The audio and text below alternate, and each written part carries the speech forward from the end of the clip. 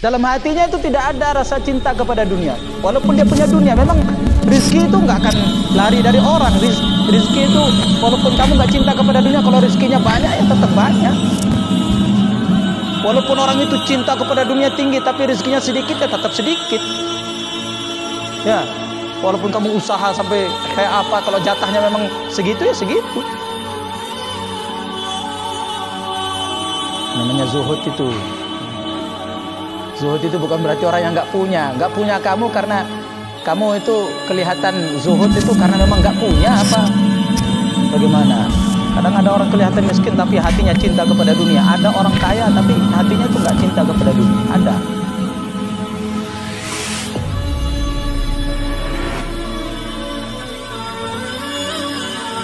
Alhamdulillah wassalatu wassalamu ala Rasulillah sayyidina wa maulana Muhammad bin Abdullah wa ala alihi wa sahbihi wa mawalah wa la hawla wa la quwwata illa billah.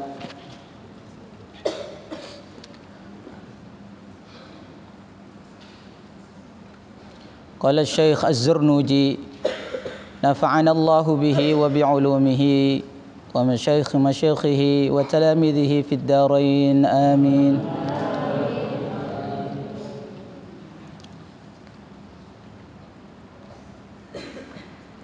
Ini insyaallah santri-santri kita akan melanjutkan pelajaran yang kemarin, kitab Ta'limul Muta'allim. Masih bab pertama, masih pasal yang pertama. Faslun fi mahiyatil ilmi wal fiqhi wa fadlihi.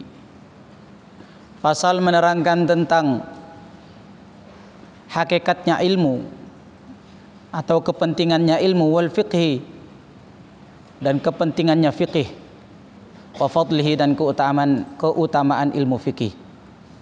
Bisa juga wa fadlihi dan keutamaan ilmu.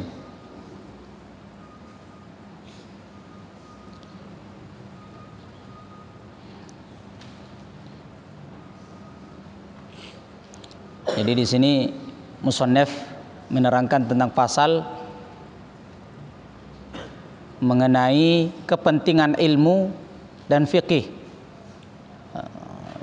Jadi musannif pengarang kitabnya ini Syekh Az-Zarnuji, beliau ini bermazhab Hanafi, sudah saya bilang kemarin. Jadi kalau orang mazhab Hanafi mengatakan fikih itu bukan berarti ilmu furu' saja. Fikih secara kita sekarang ilmu furu'.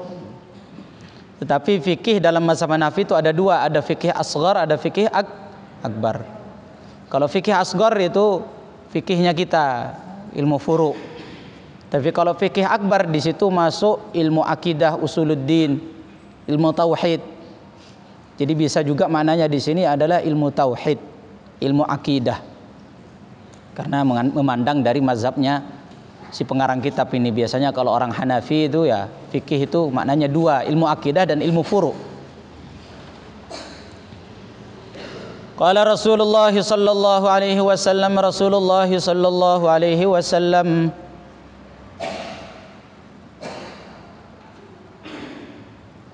telah bersabda, talabul ilmi, menuntut ilmu itu fariidatun, adalah fardu, harus, ala kulli muslimin, ke atas orang muslim laki-laki, wa muslimatin dan muslim perempuan. Menuntut ilmu itu fardu bagi setiap muslim laki-laki maupun muslim perempuan. Ini beliau menyebutkan suatu riwayat, di sini ada muslimatin, padahal kata para ulama muhaddisin, riwayat-riwayat yang ada itu tidak ada muslimatinnya, yang ada cuman sampai muslimin saja, ala kulli muslimin. Talabul ilmi faridatun ala kulli muslimin saja. Tapi ulama menjelaskan muslimin itu juga sudah masuk muslimah di situ. Rajulun juga kadang-kadang di dalam lafaz bahasa Arab itu juga masuk seorang laki-laki, seorang perempuan juga, bukan hanya laki-laki saja. Karena itu sudah mewakili. Jadi menuntut ilmu itu hukumnya fardu kepada seluruh orang muslim yang laki-laki maupun muslim yang perempuan. Tapi menuntut ilmu yang bagaimana? Nah, ini kan masih umum gitu. Apakah ilmu mencari bagaimana cara membuat sambal? Apakah itu juga ilmu? Kalau kita katakan, ya kan, ilmu cara mencangkul di sawah, ya kan. Nah, ilmu yang bagaimana di sini? Ini kan umum, ini umum. Nah, nanti akan dijelaskan oleh musannif. I'lam, ketahuilah, bi'annahu, karena sesungguhnya, la yuftaradu, tidak difardukan, ala kulli muslimin ke atas setiap orang Islam laki-laki, wa muslimatin, dan Islam perempuan, talabu kulli ilmin,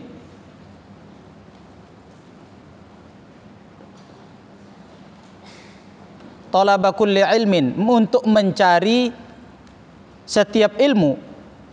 Jadi musannif menerangkan di sini, jadi hadis yang tadi disebutkan di atas oleh Rasulullah itu bukan berarti wajib bagi kita, fardu bagi kita untuk mempelajari seluruh ilmu, baik dalam segi ilmu keduniaan atau ilmu-ilmu yang lain, pengetahuan-pengetahuan yang lain. Tidak diwajibkan seluruh ilmu kita pelajari. Bal, akan tetapi, yuftaradu, difardukan, alaihi, ke atas orang Islam, talabul ilmi, untuk menuntut ilmu, al-hali, ilmul hal, talabul ilmil hali, untuk mencari ilmu hal. Apa yang dinamakan ilmu hal? Ini dikatakan oleh para ulama, ilmu hal itu adalah ilmu yang mendesak, yang yang dibutuhkan sekarang. Sudah saya jelaskan, nanti akan dijelaskan juga di sini. Ilmu misalnya tentang sholat. Semua orang Islam kan difardukan sholat, ya kan? Fardu ain. Kalau kamu nggak mengerjakan sholat, maka kamu dosa. Bahkan dosanya kalau orang itu nggak mengerjakan sholat satu kali, nanti akan dihukum oleh Allah Subhanahu wa Ta'ala satu hukum. Satu hukum itu kurang lebih 80 tahun. Jadi fardu ain bagi setiap orang Islam, laki-laki maupun perempuan. Sakit itu tetap wajib juga mengerjakan sholat. Maka supaya sholat kita ini sempurna, sholat kita itu dianggap sudah mengerjakan sholat, nah itu ada ilmunya. Fardu-fardunya sholat, mana yang mengasahkan sholat, mana yang tidak mengasahkan sholat. Nah, maka mempelajari ilmu sholat itu juga wajib. Nah, inilah yang dinamakan ilmul hal. Termasuk puasa. Puasa kan fardu ain bagi setiap orang Islam. Maka mengetahui tentang ilmu sholat, nah inilah yang dinamakan dengan ilmu hal ini. Kama yuqalu, sebagaimana dikatakan, afdalul ilmi, seutama-utamanya ilmu. Ilmul hal adalah ilmu hal, ilmu yang dibutuhkan sekarang. Wa afdalul amali, dan seutama-utamanya amal adalah hifdzul hali, adalah menjaga hal, keadaan yang sekarang. Contohnya bagaimana? Zakat. Kamu punya harta, sudah mencapai waktu 1 tahun misalnya. Kamu punya harta, maka di saat kamu punya ilmu harta, di saat itulah kewajiban zakat telah datang kepada kamu. Nah, ketika kewajiban zakat itu wajib kepada kita, maka kita wajib untuk mempelajari zakat, ilmu zakat itu, supaya zakat kita itu dianggap sah. Jangan sampai kita sudah zakat tapi nggak pakai ilmu, akhirnya zakat kita nggak dihitung, sehingga nanti di akhirat kita mendapatkan dosa karena tidak mengerjakan zakat dengan cara yang benar. Maka namanya ilmu hal, mempelajari ilmu zakat, dan amal hifdzul hal itu adalah membayar zakat pada waktu itu. Nah, itulah namanya hifdzul hal, menjaga amalan yang terjadi sekarang waktu itu. Itulah yang paling utama. Yuftaradu 'alal muslim, difardukan kepada orang Islam, talabu ilmi, menuntut ilmu, ma yaqa'u, yang terjadi lahu bagi dia, fi halihi, di dalam keadaan dia, fi ayyi halin kana, dalam keadaan apa saja dia, fa innahu, maka sesungguhnya dia, la buddalahu wajib bagi dia minas salati daripada salat. Seperti salat, wajib bagi dia salat. Fayaftaridu maka wajib alaihi ke atasnya ilmu ma yaqa'u lahu fis shalah. Ilmu perkara yaqa'u yang terjadi lahu bagi dia fi salatihi di dalam salatnya. Ketika dia wajib salat waktu itu, maka mempelajari tentang ilmu salat itu juga wajib. Maka itulah yang dinamakan ilmu hal. Kamu mau haji, maka wajib kamu mempelajari haji. Kamu mau dagang, wajib mempelajari ilmu dagang. Biar apa? Biar amal-amal kita hifdzul hal itu diterima oleh Allah Subhanahu wa taala. Karena dikatakan dalam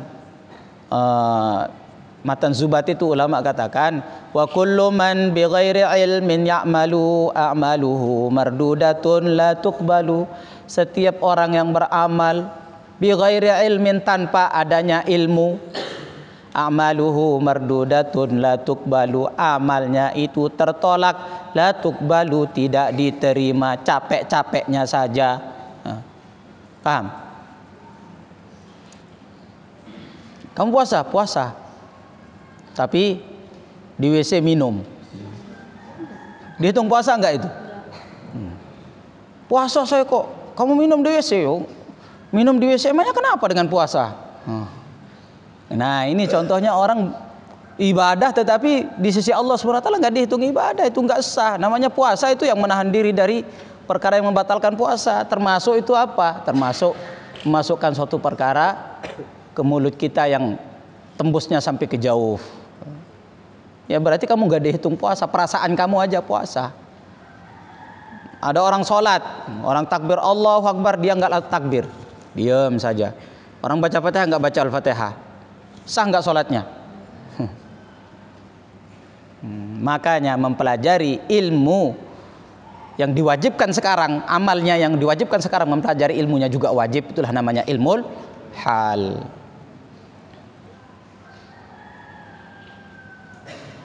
Biqadri ma, seukuran perkara yuaddi untuk menunaikan bihi dengannya fardhus salati, kefarduan salat. Karena apa? Karena fardhu salat itu yang mengesahkan salat kita. Ya seukuran yang mengesahkan salat kita lah.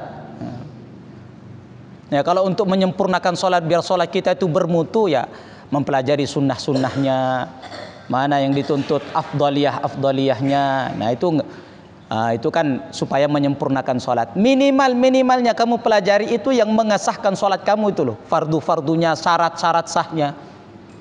Maka wajib bagi kamu untuk pelajari. Enggak kamu pelajari, dosa kamu. Karena ibadah kamu enggak akan diterima tanpa mengetahui itu.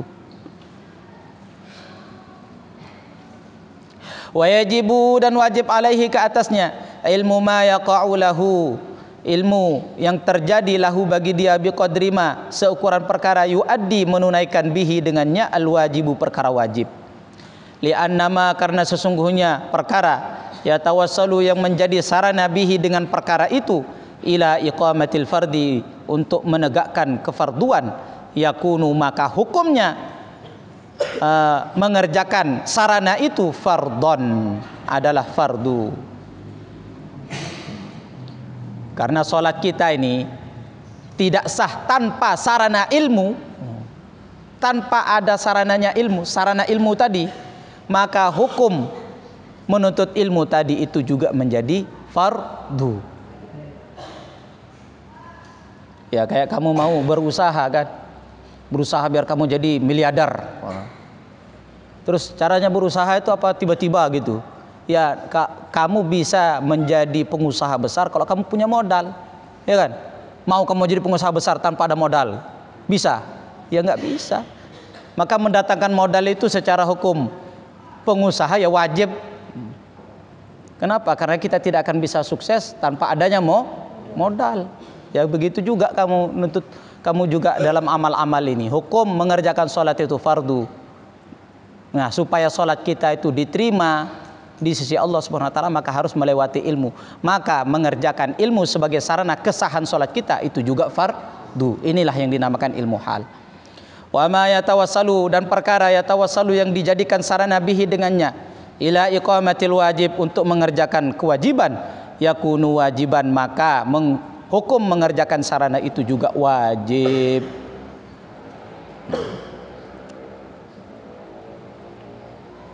Ini kamu di pesantren kan, kamu mau jadi hafiz Al-Quran, ya. Terus ada syarat-syaratnya orang jadi hafiz Al-Quran itu apa? Yang menghafal sungguh-sungguh di pesantren, setoran. Ada orang berhayal, saya pengen jadi hafiz Quran, saya jadi hafiz Al-Quran insya Allah. Tapi tidur main HP aja di rumah, bisa jadi hafiz Quran? Ya nggak bisa. Kamu harus melewati sarana-sarananya, syarat-syaratnya. Dengan nyantri di pesantren, sungguh-sungguh, setoran setiap hari itu minimal setoran satu pojok, akhirnya selama 3 tahun khatam. Itu sarana untuk menuju ke situ. Wa kadzalika, dan begitu juga fi shaumi, di dalam puasa. Puasa hukumnya wajib, maka mempelajari ilmu puasa itulah yang wajib, ilmul hal namanya.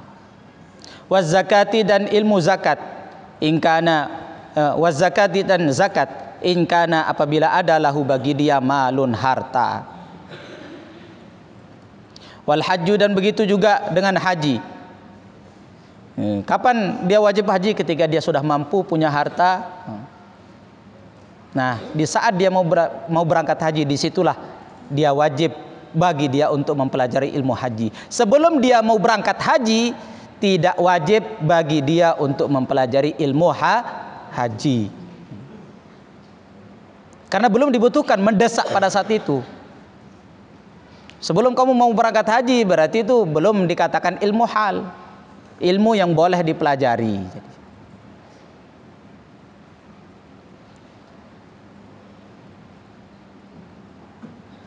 In wajaba, ketika wajib alaihi, ke atasnya, ketika dia sudah punya bekal terus mampu, nggak corona, punya bekal, punya harta banyak tapi corona, kan tercegat, ya nggak bisa, belum wajib berarti. Karena syarat haji itu ketika kita sudah mampu zahir batin, hartanya mampu, nggak tercegah di jalan, nggak ada perampok di jalan yang akan membahayakan kita. Kalau ada ya masih belum, berarti masih belum bisa. Wa kadzalika, dan begitu juga fil buyu, di dalam jual beli. Kamu mau mengadakan transaksi jual beli. Kalau kamu mengadakan transaksi jual beli tanpa mengetahui mana yang halal, mana yang haram, berarti nanti kamu kan akan terjatuh kepada perkara-perkara haram. Maka hukum mempelajari ilmu mengenai jual beli sebelum kamu mengadakan transaksi jual beli, itulah dinamakan ilmu hal yang wajib bagi kamu untuk pelajari. In kana yattajiru, apabila adanya dia ingin mengadakan jual beli. Di saat ketika dia mau berdagang, disitulah wajib bagi dia untuk mempelajari ilmu perdagangan, biar dia tidak terjatuh kepada muharramat, perkara-perkara yang diharamkan, kepada riba. Qila, dikatakan li Muhammad ibn al-Hasan, kepada Muhammad bin Hasan rahimahullahu taala, semoga Allah merahmatinya. Jadi Muhammad bin Hasan ini muridnya Imam Abu Hanifah bersama Abu Yusuf. Jadi ini penyebar mazhab Hanafi, masuk beliau ini. Maka dikatakan kepada beliau Muhammad bin Hasan Asy-Syaibani, muridnya Imam Abu Hanifah rahimahullahu taala. Ya Imam, ala tusannif kitaban. Wahai Syekh, ada orang yang mengatakan kepada beliau, minta kepada Muhammad bin Hasan Asy-Syaibani, Syekh, ala tusannifu kitaban, tidakkah engkau menyusun satu kitab fi zuhdi, di dalam zuhud? Jadi ini orang minta kepada beliau supaya membuat suatu kitab mengenai kezuhudan. Qal, maka beliau mengatakan, sanaftu kitaban, saya mengarang kitab, menyusun satu kitab fil buyu, tentang jual beli. Jadi orang ini minta kepada beliau untuk menyusun kitab zuhud, tetapi beliau malah menyusun satu kitab mengenai jual beli. Kelihatannya ini dunia, ini kan, ini jual beli, urusan dunia kan, ilmu tentang jual beli loh. Tapi tidak, nanti akan dijelaskan sama beliau. Yakni az-zahidu, beliau menjelaskan az-zahidu, orang yang zuhud itu siapa? Siapa sebenarnya orang yang zuhud? Nampaknya saya ini mengarang tentang ilmu jual beli di sini. Nampaknya nggak zuhud, senang dunia ini. Jual beli, bisnis. Nampaknya beliau itu senang kepada dunia, tapi sebenarnya tidak kalau bagi orang ahli ilmu. Sebenarnya yang zuhud itu siapa? Zuhud itu bukan orang yang nggak punya pakaian gitu. Pakaiannya cobek gitu. Terus sendalnya Senin Kemis, bajunya itu kancing bajunya merah putih. Kok merah putih itu kenapa? Karena 17 Agustus apa memang nggak punya? Apa itu namanya orang zuhud? Motornya ecek-ecekan, tek tek tek tek. Memang nggak punya kok. Jadi orang zuhud itu bukan orang yang tidak punya harta, bukan itu namanya orang yang zuhud. Paham? Bukan itu pandangan beliau orang zuhud. Tapi orang zuhud itu bagaimana kata beliau? Man yataharrazu, orang yang menjaga dirinya anis syubhati, dari perkara-perkara syubhat, wal makruhat, dan perkara-perkara makruh. Makruh di sini kata para ulama bisa juga dua maknanya, sama makruh. Bisa haram dan bisa makruh. Dari perkara-perkara yang diharamkan. Nah, itulah namanya orang zuhud. Orang zuhud itu ya menjaga dirinya dari, bukan hanya dari perkara haram, dari syubhat. Nah, kalau kita nggak mempelajari ilmu jual beli, bagaimana bisa menghindari diri kita dari perkara-perkara syubhat? Ya kan?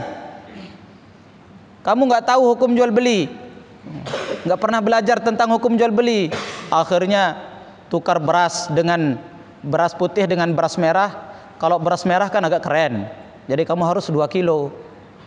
Ya, beras putihnya kamu harus 2 kilo, karena saya beras merah jarang. Beras merah itu harus 1 kilo saya kasih, kamu harus tukar dengan 2 kilo beras putih. Oh iya, oke. Dalam hal ilmu jual beli itu namanya riba itu.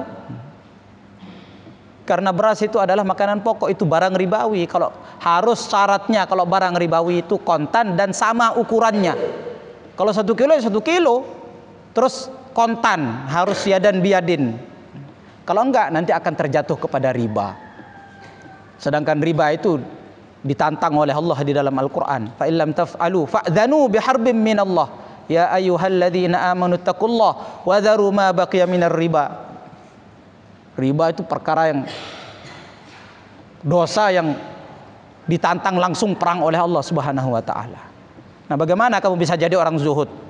Kamu mengerjakan perkara haram.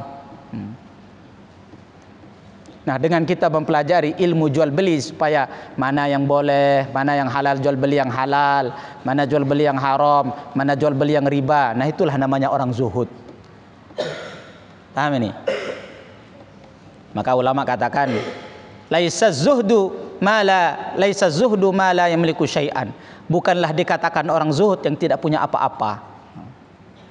Walakinna zuhdu, akan tetapi orang zuhud itu man la yamlikuhu syai'un. Akan tetapi orang zuhud itu orang yang tidak bisa dikuasai sesuatu. Itu namanya orang zuhud. Bukan berarti orang kaya terus nggak zuhud. Siapa bilang? Maka saya sering ceritakan kepada kalian, ada 2 santri ketika nyantri itu. Masya Allah, setia ini, 2 teman setia. Tahajud bareng, istighosah bareng, Masya Allah. Nangis bareng, doa. Ngaji sungguh-sungguh bareng. Akhirnya ketika udah kelas 6, ya udah selesai mondok. Gimana kita pulang nanti, kita berjanji ya. Kita ini kan sahabat. Kita nanti pulang ke rumah akan hidup dengan zuhud. Insya Allah. Oke, insya Allah. Setelah selang beberapa lama, satu jadi pebisnis besar. Sekalian dia juga jadi kiai besar gitu. Jadi kaya. Akhirnya dia bawa mobil Pajero, Alphard. Satunya temannya yang kemarin bilang berjanji mau hidup jumpa di masjid, sholat bareng.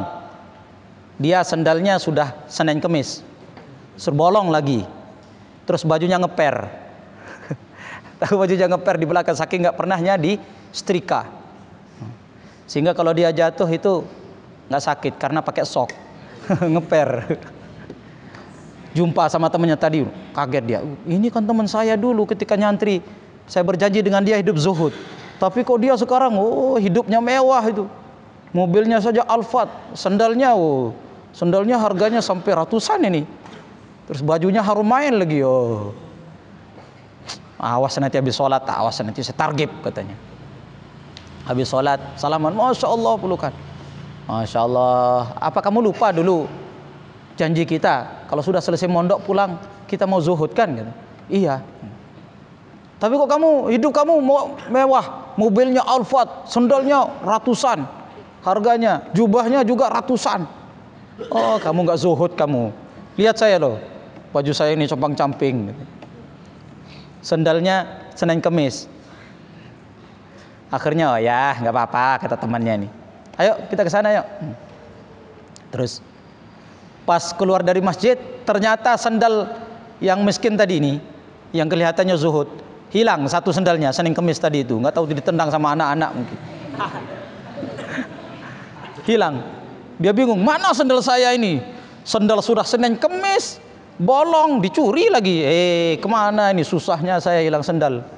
Langsung ditepuk mukanya, punggungnya sama temannya yang kaya tadi. Katanya mau zuhud.